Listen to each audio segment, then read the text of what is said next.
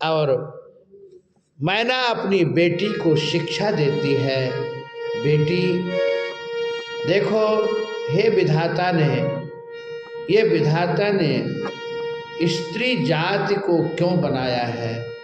क्योंकि स्त्री, ये बेटी जो है, ससुराल जाती है, अपने को पराया महसूस करती है। पराया, वैसे तो देखो बेटी पराई नहीं है, हम लोग एक मान लेते हैं, बेटी पराई नहीं है। हम तो कहते हैं कि बेटी जो है, सबसे बड़ा धन बेटी है। बेटा तो सबके हो जाता है, लेकिन बेटी किसी किसी के, सबकी बेटी नहीं आती। बेटी देखो, बेटा भाग्य, जिसके यहाँ बेटा होता है उसका भाग्य खुल जाता है। भाग्यवान के यहाँ बेटा आता है और सौभाग्यवान के यहाँ बेटी आती। बोलो राधे राधे। बेटी एक तो पराई नहीं है, और दूसरा बेटी जो है ऐसे नहीं, बेटी जननी, ये माँ लक्ष्मी का रूप है बेटी। जहाँ जब बेटी जिसके घर में आ गई तो उसको सुख समृद्धि से पूरा खजाना से भर देती है। ये मत सोचो कि बेटी सब ले जाएगी, दहेज ले जाएगी। अरे मैं मानता हूँ बेटी एक बारे तो ले जाएगी, और बेटा जिंदगी भर उसको देते रहोगे तो भी कहेगा क्या किए हमारे साथ। अच्छा बताओ, वृद्धाश्रम में बेटी भेजती माता पिता को कि बेटा है? कौन भेजता है बताओ? वृद्धाश्रम खुला है और सोचते कि अच्छा बेटी किसी की हो जाती ना तो लगता है कि उसको तुषार मार दिया गया हो है? और बेटा हो जाता तो गुब्बारा ऐसे फूल जाते, खूब उत्सव मनाओ, मेरे बेटा हुआ बेटा हुआ, और बेटी हुई तो हो गया काम। अच्छा बेटा की जरूरत सबको है, अब बेटी की नहीं है। जब बेटा सब चाहेगा हमें बेटा हो बेटा हो, अब बेटी नहीं चाहेगी तो बेटा का विवाह कैसे होगा? जितना उपयोगी आपको समाज में बेटा का है, उतना बेटा से ज्यादा बेटी की उपयोगिता है। बोलो राधे राधे। बेटी एक बारे ले जाएगी, लेकिन माता पिता का प्यार नहीं टूटता। यदि पिता बीमार भी हो गया, बेटी को पता चल गया, बेटी सीधे अस्पताल जाएगी, गोली खिलाएगी, और आपके बेटा बहू तो बाद में दे आएंगे, लेकिन बेटी पहले पहुंचेगी।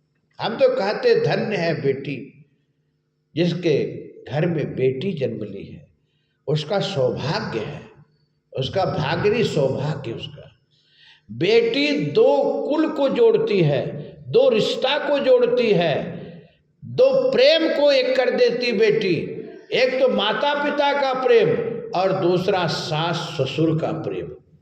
देखो बेटी जाती दूसरे घर, लेकिन ऐसा प्रेम का रिश्ता जोड़ती है बेटी कि उसको कभी ऐसा महसूस नहीं होता कि ये हम दूसरे के घर में आ गए।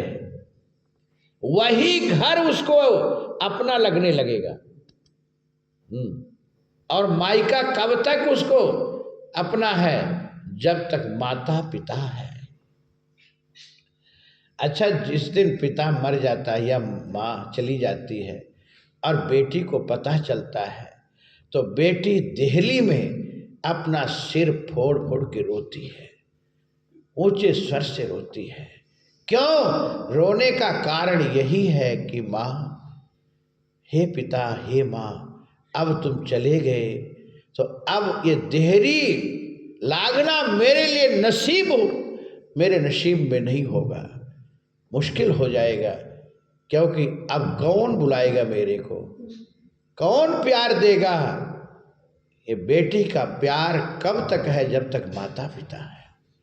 भाई भौजाई तो बस, रक्षाबंधन एक त्योहार आता है, उसमें भौजाई कहेगी कि जाओ वहीं राखी बांधाओ, या कि राखी भेज दो, यहाँ काहे के लिए आएगी? एक दिन भी रहना आपके लिए मुश्किल हो जाएगा, और तो बात का है। तो बेटी को ऐसा पराया धन मत समझो, बेटी अमूल्य धन है। मैना अपनी बेटी को सीख भी दे रही है, सलाह भी दे रही है, और हर माँ का ये दायित्व तो है कि अपनी बेटी को हर प्रकार से शिक्षा दे।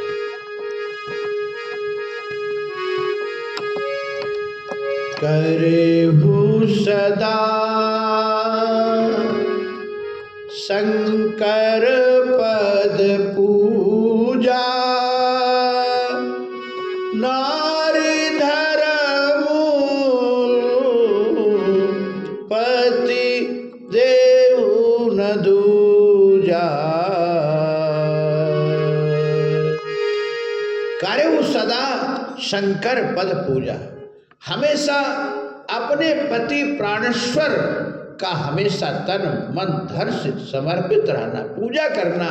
पातिव्रता स्त्री का पति ही परमेश्वर है, पति ही देवता है, पति ही सब कुछ है।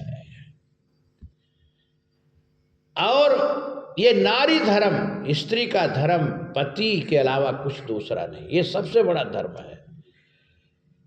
और ये तो मैना पार्वती को सलाह दे रही है, और सुनैना, एक तरफ मैना है, एक तरफ सुनैना है। सुनैना अपनी बेटी सीता को उपदेश दी है